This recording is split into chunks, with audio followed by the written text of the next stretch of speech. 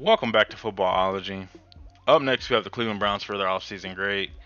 Woo! The Cleveland Browns. It's finally starting to click for this team, and we've always seen this team as a paper team. On paper, they've always been good, and mainly because they've always been picking in the top 10, top 5, and it's just been ridiculous. But now, this team is really starting to trend in the right direction. This team is really starting to get it all together, and they really start to bring it. It's starting to look good. Kevin Stefanski, I think, more or less found his identity in 2020 because he, I think, was still searching for himself when he was in Minnesota. Mike Zimmer wanted one thing, he wanted to do another thing, but I think once he got to Cleveland and understand his personnel, he really understood how to run this team. And with this team, I mean, you got two studs in the backfield and running backs. Baker Mayfield, who's a young quarterback that I think is starting to come into his own because he's going to have consistency at the head coaching position. Two elite receivers, in my opinion, that could easily be a number one on any other team in the league. Hopefully Odell can stay healthy and give them a really good full season. Because if that's the case, and Jarvis gives them a full season, oh, watch out. Harrison Bryant at tight end with Austin Hooper and David Njoku. They got three-headed monster at the tight end position. But I think the most important thing, and you guys know this about me, and I preach this all the time, their offensive line is amazing. Jedrick Wells was a guy that personally I thought should play guard, just like I did with Jonah Williams, but he proved me completely wrong. He's a guy that's played left tackle, played a lot of good snaps for them at left tackle position with Antonio, Treader, and Taylor, and Conklin, who I think is easily the top three best right tackle in the league. This line was just immaculate. I don't know any other way to explain it. How well this line played, and it was just amazing because behind this line they were able to run and throw with comfortability and at will.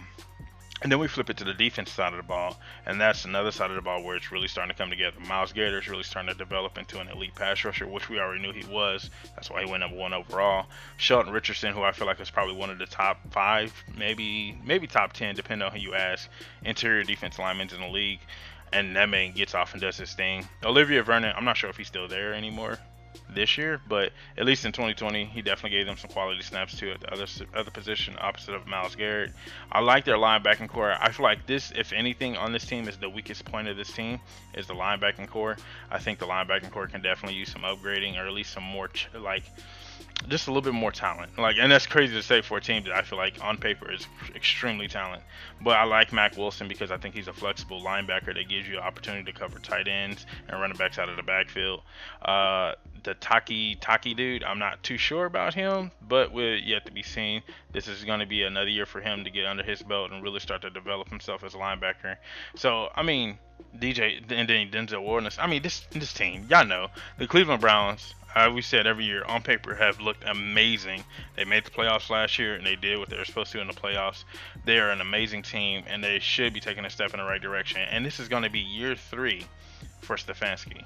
And so that's going to be even more exciting. Hold on, is it year 3 or year 2? I think it's year 2 for Stefanski. Yeah, it's year 2. My apologies. So it's year 2 for Kevin Stefanski, and that's even more exciting because it's supposed to take 3 years, but because your roster was so talented and you're actually starting to find your identity as a head coach, the Browns could be an AFC Championship game in about 2 years, if not this season. So moving over to their free agency period, I want to talk about a couple of guys that really stood out to me with their signings.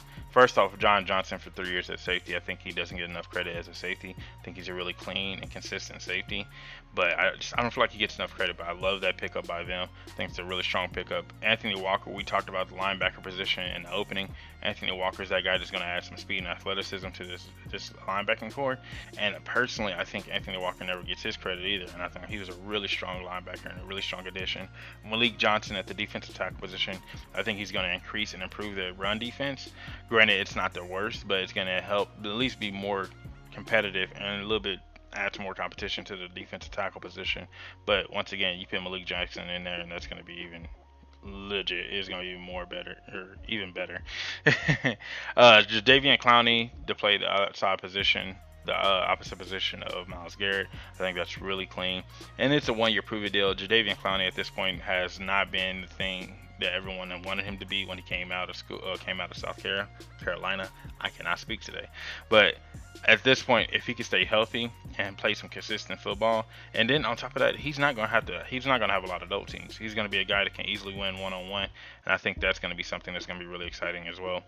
And then when you move in Shelton Day, I was a big Shelton. I've always been a big Shelton Day guy. Once again, another interior defensive player.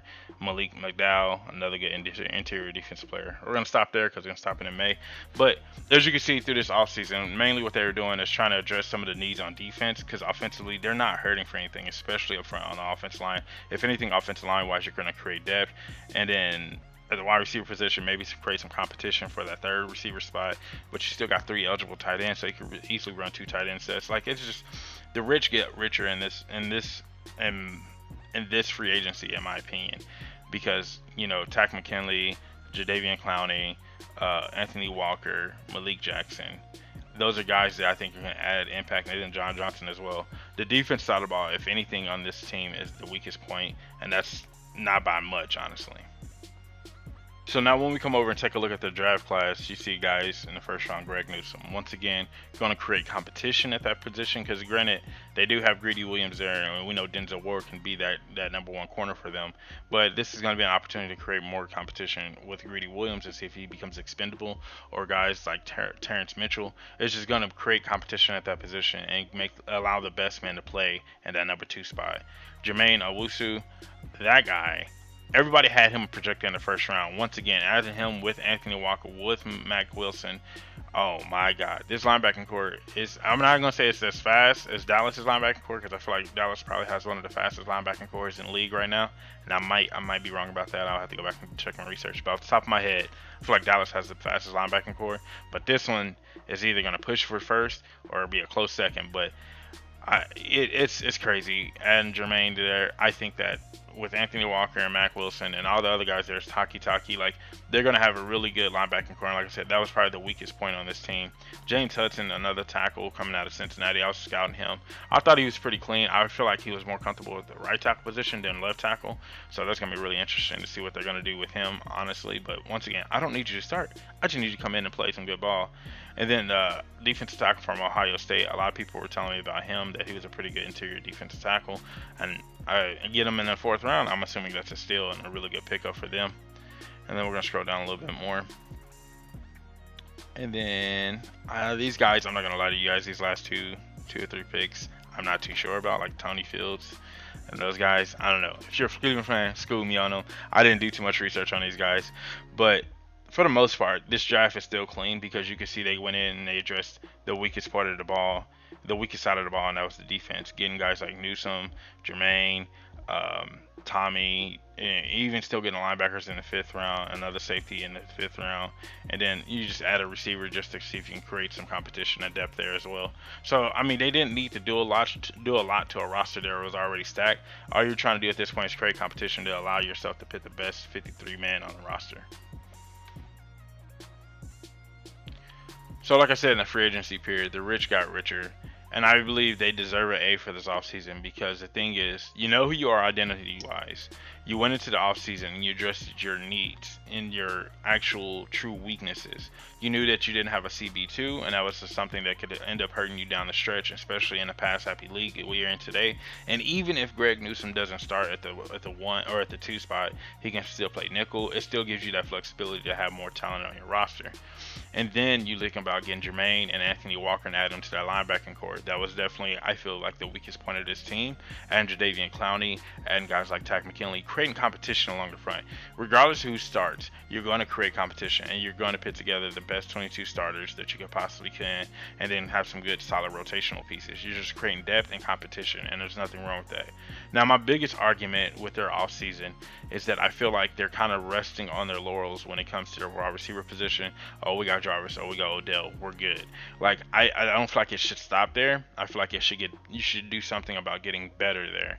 Now, granted, I like the 2 defensive picks in the first round, or in the first 2 rounds, but I would like to see them kind of put a little bit more value on the wide receiver position. Now, it doesn't say that I'm getting rid of Odell or Jarvis, but what it does say is I'm looking and possibly trying to create depth or competition at the position. And Odell hasn't played a full season since he's been in the league. Jarvis is a good solid number 2, possibly could be a number 1 on a lot of other teams right now. But I think that you create some level of competition at that position and not just say, I got 2 guys that I feel comfortable with. Now, granted, you got 3 pass catching tight ends, so maybe that's why you feel that way. You got 2 solid running backs. But I would have just liked to see that. And that would be like, that's kind of me nitpicking, and you're really just trying to find something wrong. But other than that, it was a solid offseason. The team is solid, the roster's solid. Now it's all about putting it together and being consistent. It's about a consistency year if you're the Cleveland Browns and nothing else. We want to consistently be able to run the ball and control the line of scrimmage. We want to consistently be able to throw the ball down the field and dominate people as much as we possibly want to. And so I think that's what the Cleveland Browns are trying to focus on, and that's something you just can't grade. You just have to wait. But if you're a Cleveland Browns fan and you like this video, give it a thumbs up. And let me know what you think the biggest transaction for you guys this offseason was. Was it getting a Greg Newsome? Was it getting a Jadeveon Clowney? Let me know what you think. And if there's a transaction that I overlooked that you feel like as a guy or a player or even a coach that it can honestly step up and make this team a little bit better in a certain area, let me know what you think in the comment section. I'm definitely going to be looking out for that. And if you're not a footballologist yet, I don't know what you're waiting on. Go on and hit that subscribe button today, become a footballologist. And stay safe, football fans.